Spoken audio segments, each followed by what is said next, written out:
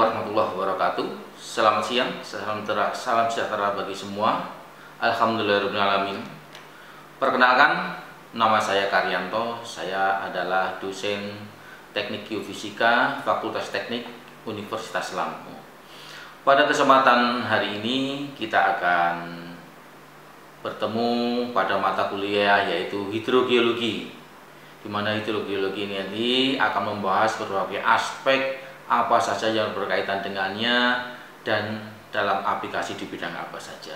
Mata kuliah ini membahas tentang genetik, proses dan dinamika air di dalam litosfera baik secara kuantitatif maupun kualitatif, agar mahasiswa dapat melakukan analisis hidrogeologi dengan baik dan benar. Sehingga tujuan dari mata kuliah ini yaitu bahwa setelah menyelesaikan mata kuliah, mahasiswa akan dapat melakukan analisis hidrogeologi secara baik dan benar di suatu daerah untuk berbagai aspek dalam kehidupan. Pertanyaannya, mengapa kita perlu belajar hidrogeologi? Apa sih manfaatnya? Pertama, bahwa air itu adalah diperlukan dalam kehidupan sehari-hari. Tidak ada kehidupan yang tidak memerlukan air. Yang kedua, keberadaan air bersih utamanya makin lama yang kita ketahui adalah makin berkurang. Kemudian yang ketiga, keberadaan dan distribusi dari air di alam sangat dipengaruhi oleh dinamika bumi, terutama dinamika baik di bawah permukaan bumi maupun dinamika yang ada di permukaan maupun di atas permukaan. Dan yang keempat, keberadaan kuantitas, kualitas dan keseimbangan air perlu dijaga dan dipertahankan. Bahwa semua makhluk hidup yang ada di bumi tidak dapat hidup tanpa air, itu jelas. Kita sebagai manusia bisa kekurangan makan, masih bisa bertahan hidup sekian hari, mungkin sekian minggu. Tapi kita tidak dapat akan bertahan apabila tubuh kita mengalami dehidrasi yang berlebihan. Itu akan mengancam jiwa kita. Tubuh terdiri dari 60% hingga 75% air. Yang terdapat di mana? Yaitu di darah, jaringan otot dan otak, cairan tubuh, darah di cairan tubuh dan lain sebagainya. Air di dalam bumi terdapat sebagai air meteorik, air pelembab tanah, air formasi atau air fosil, air magmatik, air vulkanik maupun air kosmik. Nah, itu dapat saudara gali, saudara eksplorasi macam-macam air tersebut dari berbagai macam referensi. Itu keberadaannya di mana, bagaimana siklusnya dan lain sebagainya. Kemudian berdasarkan letaknya sekarang, biasa kita tahu bahwa keberadaan air itu ada air hujan, ada air laut dan lain sebagainya. Nah, itu adalah jenis air berdasarkan letaknya, yaitu ada air permukaan, ada air sungai, air laut, air danau, ada juga air bawah permukaan yang biasa kita sebut dengan air tanah. Air tanah sendiri nanti ada yang air tanah dalam maupun air tanah dangkal. Kemudian ada juga dari hidrologi. Air itu keberadaannya tidak statis tapi dinamis. Air laut mengalami penguapan. Kemudian dalam siklus hidrogeologi ini ada beberapa macam komponennya, bagaimana menghitungnya, kemudian di mana posisi air tanah alam, siklus dari hidrogeologi tersebut. Proses-proses dalam dari hidrogeologi, pertama evaporasi, yaitu penguapan dari daratan, sungai, danau, dan lautan. Setelah evaporasi, kemudian terjadi transpirasi, yaitu penguapan dari vegetasi, dari tumbuh-tumbuhan.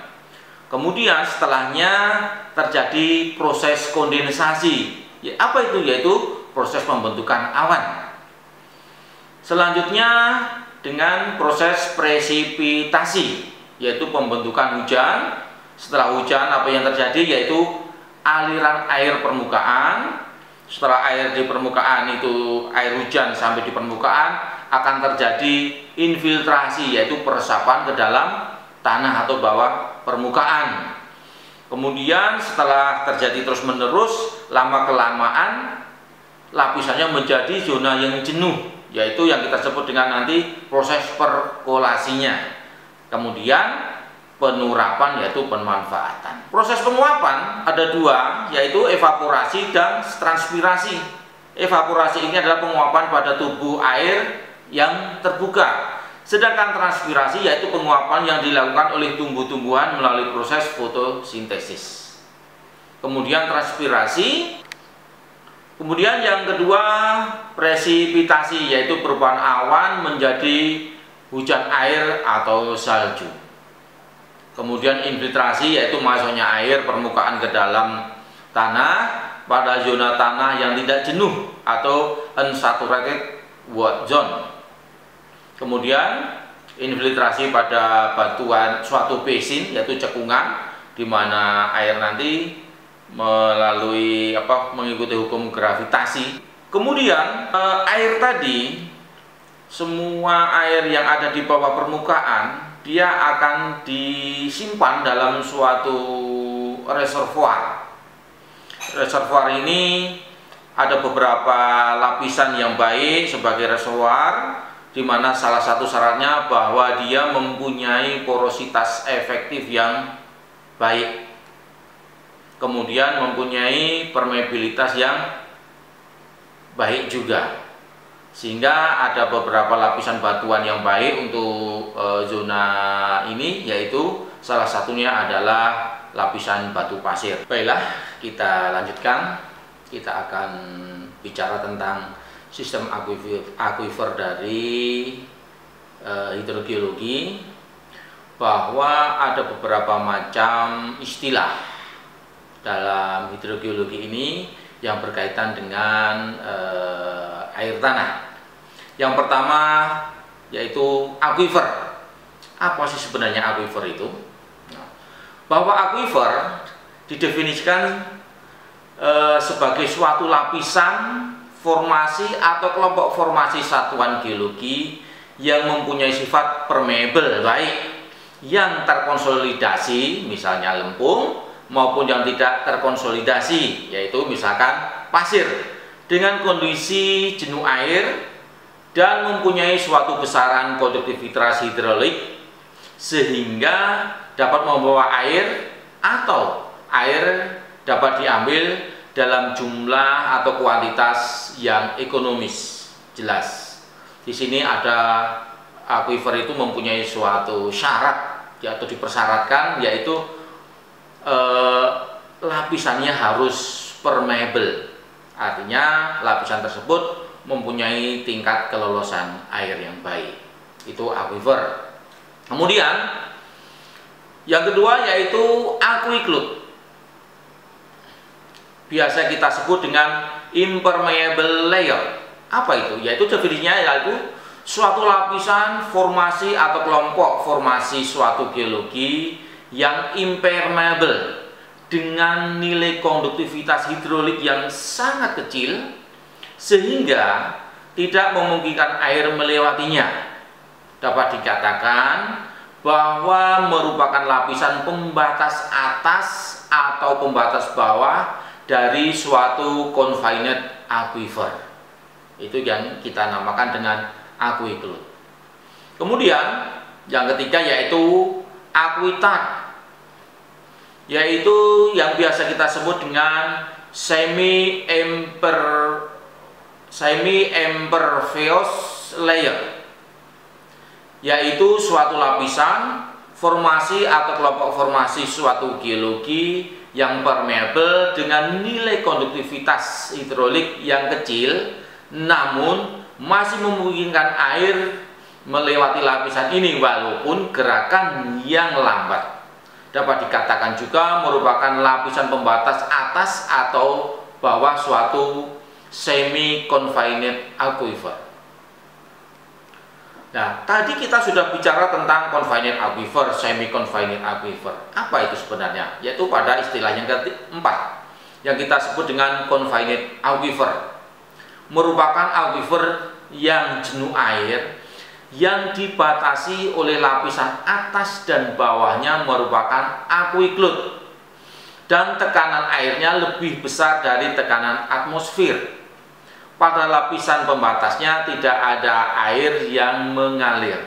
Itu kita sebut dengan confined aquifer. Jadi batas atas maupun batas bawahnya adalah aquiclude.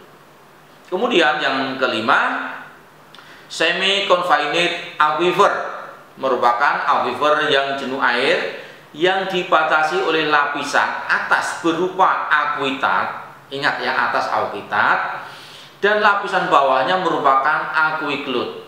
Pada lapisan pembatas di bagian atasnya karena bersifat akuitat sehingga masih ada air yang mengalir ke aquifer tersebut, walaupun hidrolik konduktivitasnya jauh lebih kecil dibandingkan hidrolik konduktivitas dari aquifer. Jelas hal itu. Sehingga tekanan airnya pada aquifer lebih besar dari tekanan atmosfer. Kemudian selanjutnya yaitu unconfined aquifer, yaitu merupakan aquifer air jenuh, lapisan pembatasnya yang merupakan akuitat hanya pada bagian bawahnya dan tidak ada pembatas akuitat di lapisan atasnya. Batas di lapisan atas merupakan muka air tanah. Dengan kata lain merupakan aquifer yang mempunyai muka air tanah. Jadi batasnya cuma satu. Kemudian yang selanjutnya yang kita sebut dengan semi confined aquifer, yaitu merupakan aquifer air jenuh yang dibatasi hanya lapisan bawahnya yang merupakan akuitat, dan pada bagian atasnya ada pembatas yang mempunyai hidrolik konduktivitas lebih kecil daripada hidrolik konduktivitas dari aquifer. Aquifer ini juga mempunyai muka air tanah yang terletak pada lapisan pembatas tersebut. Dan yang terakhir yaitu artesian aquifer, merupakan confined aquifer di mana ketinggian hidroliknya lebih tinggi daripada muka air tanah. Oleh karenanya apabila pada aquifer ini dilakukan pemboran, maka akan timbul pancaran air atau spring. Karena apa? Karena air yang keluar dari pengeboran ini berusaha mencapai ketinggian hidrolik tersebut. Itu adalah sistem dari aquifer dan geologi. Kemudian air yang ada di bawah permukaan khususnya itu dimanfaatkan oleh banyak manusia untuk berbagai macam, baik untuk rumah tangga maupun untuk industri dan lain sebagainya. Sehingga kadang pemanfaatannya adalah tidak terkendali. Ya, jika pemanfaatan air bawah permukaan ini tidak terkendali, maka dengan sendirinya akan membawa efek yang negatif. Apa saja permasalahan hidrogeologi akibat dari pemanfaatan air bawah tanah yang tidak terkendali? Pada umumnya timbul apabila terjadi eksploitasi air tanah secara besar-besaran. Nah, ini tidak boleh terjadi. Sehingga hal tersebut akan mengakibatkan pencemaran sumber air alami oleh kegiatan domestik ataupun industri. Maka secara luas, efek negatif dari pemanfaatan air tanah yang tidak terkendali dan besar-besaran adalah sebagai berikut. Pertama, akan terjadi penurunan muka air tanah. Nah, dari gambar dapat kita lihat bahwa misalkan pada gambar yang atas yaitu pada high water table, yaitu itu banyak terjadi misalkan pemukiman yang belum banyak industri atau terjadi di kawasan yang banyak penghijauannya, maka water table-nya masih sangat tinggi.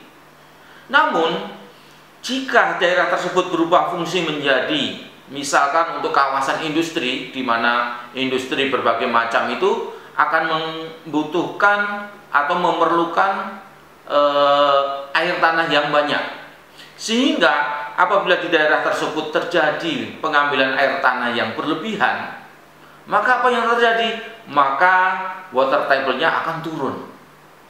Maka terjadilah penurunan muka air tanah. Sehingga itu akan mengganggu, sangat mengganggu misalkan apa? Sumur-sumur gali. Sehingga pada waktu musim hujan airnya sangat dangkal. Kemudian begitu musim kering, waktu penduduk mau mengambil air begitu sangat dalam, bahkan bisa kering. Kemudian yang kedua, pemanfaatan air tanah yang berlebihan yaitu bisa merubah pola aliran air tanah. Kenapa bisa terjadi? Bisa. Gambar yang atas itu terjadi pada kondisi yang normal, bahwa pemakaian air tanahnya belum berlebihan, di mana di situ ada misalkan septic tank, kemudian ada aliran air tanah secara regional. Kemudian jika di daerah tersebut banyak dipompa airnya ke atas, bisa untuk banyak macamnya, misalkan untuk industri tadi, maka pola aliran air tanahnya bisa berubah, yaitu bahwa pola aliran dari septic tank yang tadinya menuju ke kiri bisa menjadi ke kanan. Karena apa? Di sebelah kanannya ada pompa yang besar, misalkan apa? Misalkan untuk irigasi, misalkan kalau secara berlebihan. Maka yang terjadi apa? Bahwa air yang diambil misalkan untuk kebutuhan sehari-hari itu bisa terkontaminasi dari kontaminasi yang diakibatkan oleh septic tank. Itu bahwa bisa merubah pola aliran air tanah. Kemudian pemakaian air tanah yang berlebihan juga bisa mengakibatkan terjadinya intrusi air laut. Ini sudah banyak terjadi, khususnya di kota-kota besar yang sudah menjadi kota metropolitan, sudah banyak industrinya, khususnya terjadi di kawasan pesisir atau pantai-pantai. Kita lihat di atas, gambarnya di atas yaitu pada kondisi normal, di mana masing-masing air laut, kemudian ada salty groundwater, ada water table fresh groundwater, itu terpisah. Namun di kawasan yang ada air tanahnya didirikan industri yang banyak, kemudian memerlukan air tanah yang berlebihan juga. Sehingga apa yang terjadi? Bahwa reservoir air tanahnya itu kosong. Sehingga yang kosong tadi akan terjadi apa? Infiltrasi dari air laut. Sehingga reservoir air tanahnya terisi air laut. Maka apa yang terjadi? Air yang kita ambil di kawasan tersebut sebagian besar sudah menjadi asin karena sudah terintrusi air laut. Kemudian pendorong terjadinya pencemaran air tanah itu bahwa yang sudah terjadi ini banyak terjadi, maaf, memang di kawasan-kawasan perkotaan yang besar, bahwa terjadinya pencemaran air tanah. Karena apa? Air tanahnya itu sudah diambil berlebihan sehingga kosong wadahnya, reservoirnya kosong, pori-pori dari lapisan tanahnya kosong, sehingga akan ada cairan yang di sebelah situ akan masuk ke dalam reservoirnya. Misalkan apa? Di sebelahnya ada tempat pembuangan akhir, yaitu tempat pembuangan sampah, di mana di situ salah satunya kalau lama akan memproduksi air lindi, sehingga air lindinya akan mencemari air tanah. Kemudian bisa juga bahwa pemanfaatan air tanah yang berlebihan ini akan mengakibatkan land subsidence, yaitu ambles tanahnya. Kenapa ambles? Karena reservoir air tanahnya sudah kosong. Kemudian dia tidak akan kuat menahan beban bangunan-bangunan yang ada di atasnya, sehingga akan ambles. Nah, ini banyak terjadi, khususnya di kota-kota besar. Misalkan waktu kita perjalanan menuju Bandara Soekarno-Hatta, itu kadang ada genangan di jalan tol Cengkareng. Nah, itu salah satunya karena memang permukaan tanahnya sudah ambles.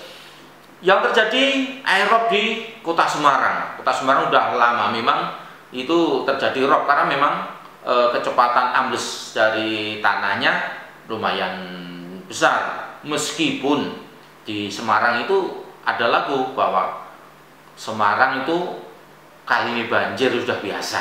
Tapi sebenarnya itu dapat kita hindari, bahwa yang terjadi rob itu kalau terjadinya rob itu memang karena pemakaian atau eksploitasi air tanah yang sangat berlebihan, sehingga gitu dapat kita hindari.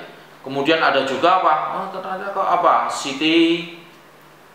Kota terapung dan lain sebagainya. Itu memang karena dari pemakaian air tanah yang berlebihan, sehingga beberapa kota yang besar itu muka tanahnya ada yang di bawah air laut.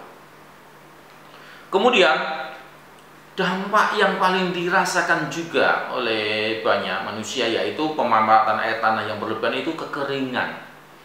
Karena waktu musim hujan dan lain sebagainya, pemakaian air tanahnya juga tidak terkontrol. Kemudian pemakaian air tanah oleh industri tidak terkontrol, sehingga saat musim kering benar-benar kekeringan. Nah, ini tidak boleh terjadi sebenarnya. Karena apa? Sumber daya air tanah ini harus kita jaga, karena pemakaiannya bukan kita sendiri, bahwa generasi mendatang, anak cucu kita juga harus bisa memanfaatkannya secara bijak. Sehingga apa yang diperlukan, langkah-langkah apa yang diperlukan dalam pemanfaatan air tanah? Nah, ini bahwa kegiatan pengelolaan air tanah, pengelolaan ini bukan hanya mengelola tapi juga memanfaatkannya, harus berdasarkan aspek-aspek sebagai berikut. Pertama, terjadinya konservasi air tanah.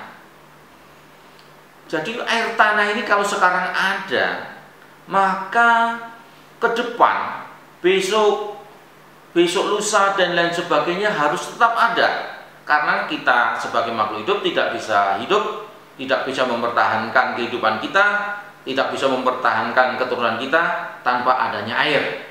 Sehingga konservasi air tanah adalah salah satu kunci keniscayaan. Tidak bisa tidak, itu harus dijaga. Kemudian setelah konservasi, yaitu tentang pendayagunaan air tanah.